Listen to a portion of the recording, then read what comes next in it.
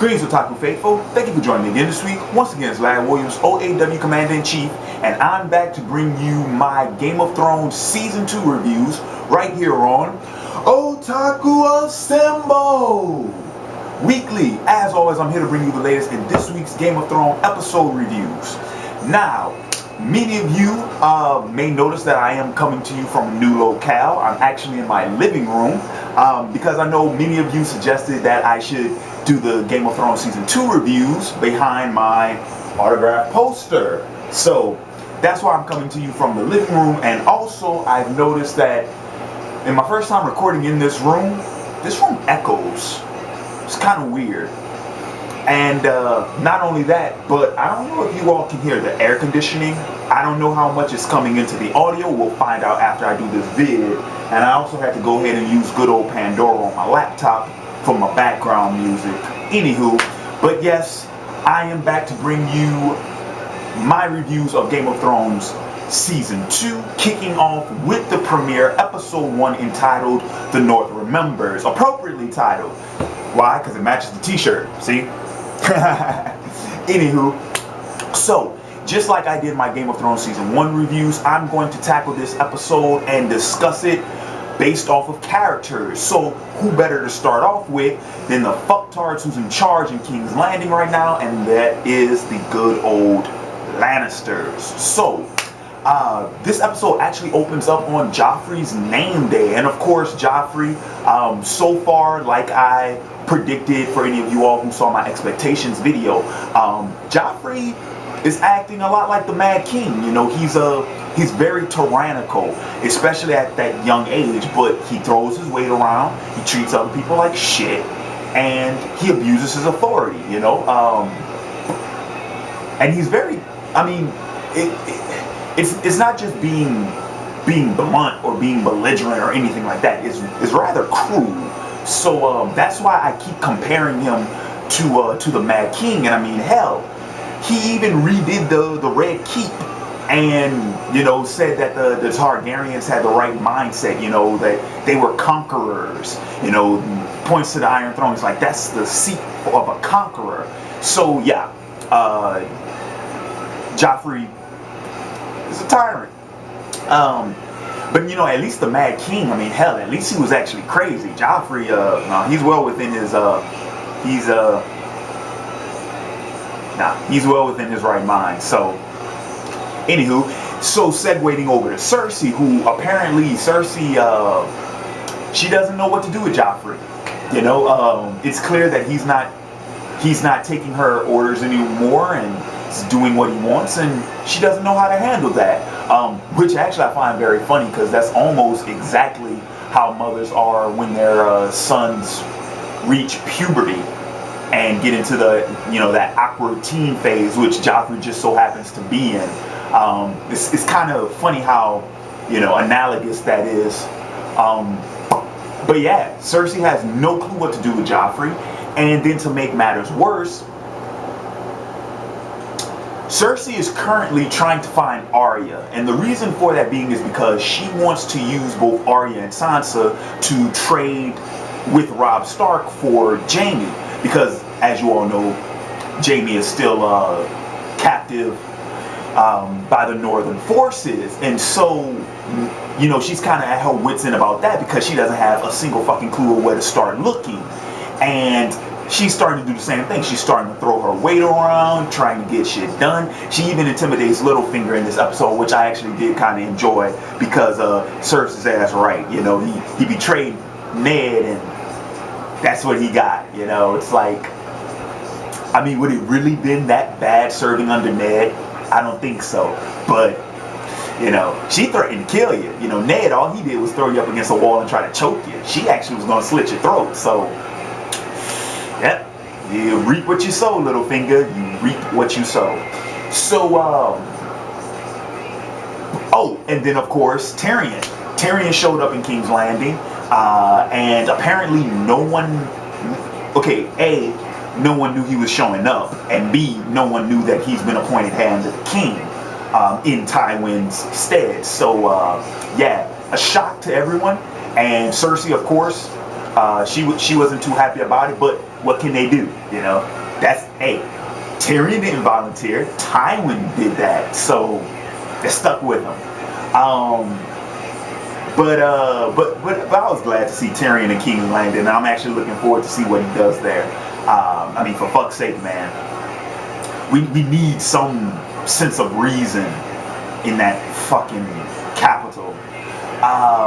So now I'm going to segue over to Jaime, which, like I said, Jaime is still being held captive by Robb and the Northern Army. But I'm also going to take this opportunity to address the change that HBO did with the dire wolves. You know, in season 1 they used actual wolves, you know, that, you know, they were trained and they had handlers on set and whatnot. This time around they decided to go with CGI. But not only that, they made the wolves more faithful to how they are in the books, being that, you know, a dire wolf is pretty much the prehistoric wolf, so they're really fucking big. And Grey Wind made his appearance in the episode, and he was really fucking big. I'm going to have to get used to that. I'm used to seeing the direwolves normal sized and alongside their human companions. I thought that would be fitting, but that giant fucking wolf just looks out of place. To be honest with you, it really looks out of place. And the CGI next to the live action looks out of place too. You can tell it's CGI. Not only that, what they did was they did a lot of hard edits. They did a lot of hard edits in this episode where there's a scene in which Robb grabs where he pets Grey Wind, and then the close-up of the snout where Grey Wind's snarling. Very befitting song. The Animal by Disturbed just came on. Since I'm talking about dire wolves. Okay, so the scene when Robb, you know, the close-up of Robb's hand on Grey Wind, and then the close-up of the snout, those were from real wolves, but the wolf is CGI. It didn't work. It really didn't, and I have to admit to you all, it's kind of distracting. Really didn't work. So that's just my thoughts on that. But so yeah, so Jaime being held captive, and right now Robb wants to use him to trade him for Arya and Sansa. But of course, we all know Arya is headed north, so they won't find her in the capital. What else has Robb been doing? Now we can segue over to Robb. Robb is actually now in the middle of trying to join forces with Theon's father, with the Lord of the Iron Islands. And of course, Catelyn, she's completely against that. She doesn't trust him, for good reason. I mean, the dude rebelled against Ned Stark. Who's to say he won't rebel against Robb? You know, especially since there isn't really anything at stake for him. You know, Robb isn't trying to take the Iron Throne. Robb is trying to establish the North as a free kingdom. There really isn't much. That Lord Greyjoy has to gain from joining Robb, so I wouldn't trust him either. And I'm keeping an eye on Theon. I have my reasons, and certain information that I've gained recently. For any of you all who saw my expectation video, I'm talking about what I was spoiled to. And like I said in that video, I have my theory. I think Theon may be the big key player in my theory of what's going to happen. So I'm keeping an eye on Theon. Like I said, I don't know how and why what happened, but I have reason to suspect Theon, so I'm keeping an eye out on him. Okay, since we're talking about Starks, let's talk about Bran, who is acting Lord in Winterfell. And well, in this week's episode, we pretty much, you know, saw Bran as Lord along with Maester, whose name I can't remember. And I I saw from the preview for the episodes later on in this season, Bran knows that he's having premonitions. Like, he figures it out fairly quickly that his dreams aren't normal dreams, that they're actually premonitions. So I'm curious to see how that develops as the season continues. Arya. We saw Arya for all of, what, 2 seconds at the very end of the episode, and apparently she's on King's Road. To which Cersei found out, I think, if memory serves me correctly, Cersei found out that Arya, no, they don't know that Arya is on the King's Road. They are actually, towards the end of the episode, Joffrey sent out an order to have all of Robert's bastards killed, and the one we saw in, the blacksmith's apprentice from season 1, who I didn't think was going to show up in season 2. I'm actually glad that they showed him, but he is, he's on King's Road, of course, with Arya heading towards the wall, and they know that he's on the King's Road, so danger approaches Arya. And I'm pretty sure that'll be a shock when they find her on King's Road, but yeah. Okay, so since we're talking about Starks, and I'm not going to bring up Sansa, not until she does something of great value or worth in the series. I'm not going to mention Sansa. I'm sorry. Say what you will about me. I just really don't like Sansa. So Jon, good old Jon Snow. We pick up on the Night's Watch in this week's episode. They are north of the wall, and they have stopped by at an old acquaintance of Commander Mormont. I'm not sure to what degree the relationship between those two are, but this gentleman, whose name I had not yet acquired, lives north of the wall. For all intents and purposes, the best way I can describe him is kind of like a northern hillbilly.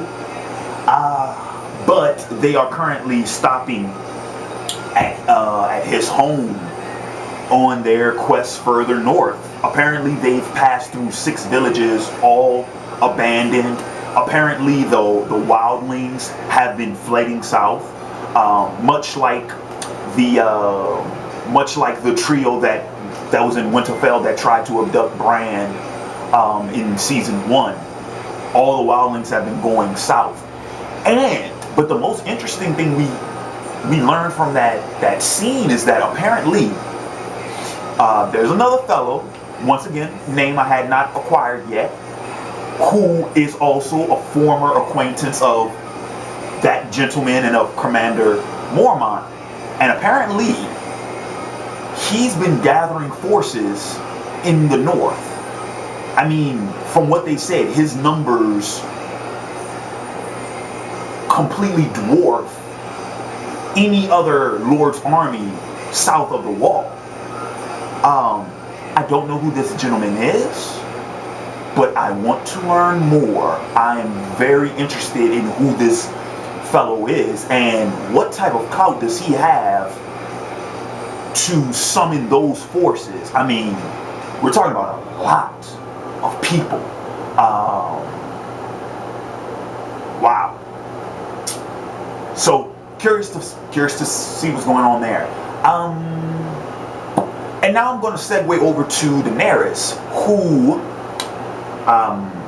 apparently her and the rest of her Khazar are wandering in the desert. They're heading east, back to towards Westeros, not quite to Westeros, but in eastern direction, away from the Dothraki city. They're heading east, currently stuck in the desert, and pretty much what Daenerys did was she sent 3 of her riders out to, pretty much scope out the area, try to figure out exactly where they are, and how close are they to the nearest city, to the nearest village, to the nearest dwelling, how close are they to the sea, you know, just pretty much trying to find their way in that desert, you know. So that's pretty much what we saw of her. And now, in the last couple of minutes of this review, I'm going to go ahead and discuss the new characters that we saw in the first episode. Of course, we were introduced to Stannis, who is a lot older than I thought, and he has very low tolerance for people. He's very short with people. I'm not saying he's short in stature. I mean, he's really short with people. He says what he has to say, and that's it. And if he wants your opinion on something, he'll ask for it. If not, shut the hell up. You know, he has that I don't want to say arrogance, but he's very blunt. He's very blunt. We got introduced to his sorceress, who apparently is a sorceress of the Seven. I'm kind of confused by this. I don't know. I was under the impression that the little ceremony they had on the beach were, you know, that group who worshipped the new gods going back to the old gods. But it sounded more like the old god, they worship the old gods, and now they're going back to, now they're going to the new gods? I'm kind of confused about that. And the reason why I say that is because didn't Robert keep the new gods? So is Stannis just now converting? I don't know. I don't understand. We'll find out. I'm not sure how important knowing what gods Stannis serves is important. I'm not sure to what degree. But clearly it has something to do with his sorceress. Apparently the gods she serves were not the gods he used to serve, and now they are. And those who follow Stannis have their doubts. But yeah, I mean, Stannis, yeah,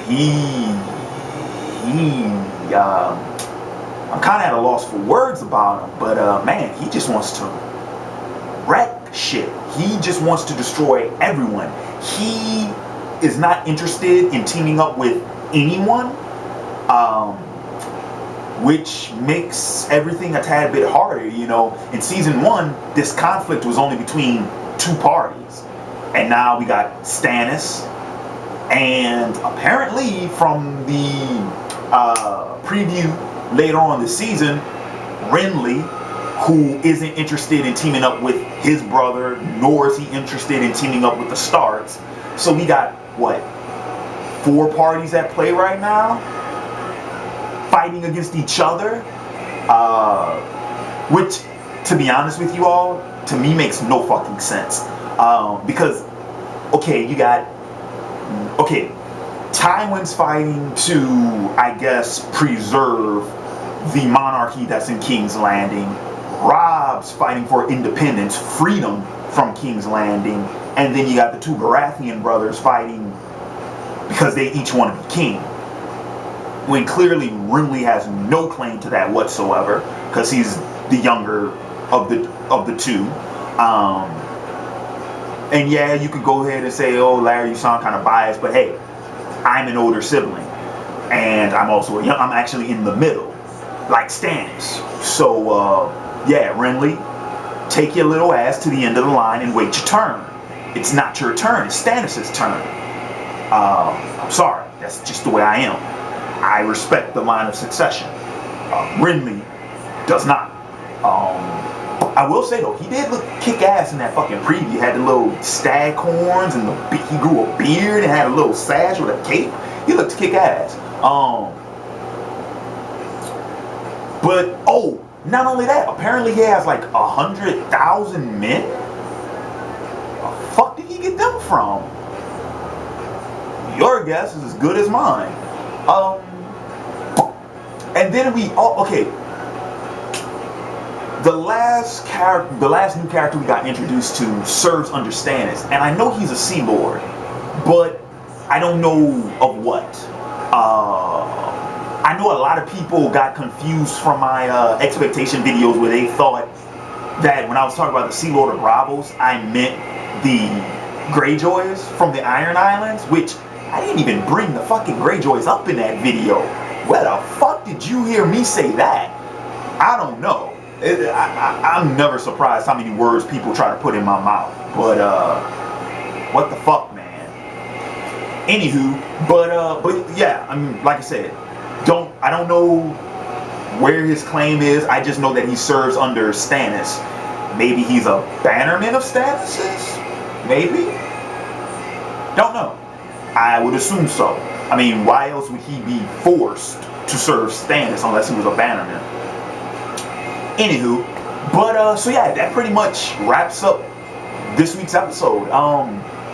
It was good, very interesting, very intriguing, and I am definitely looking forward to how things pan out, especially with the North, the forces that are mobilizing north of the Wall,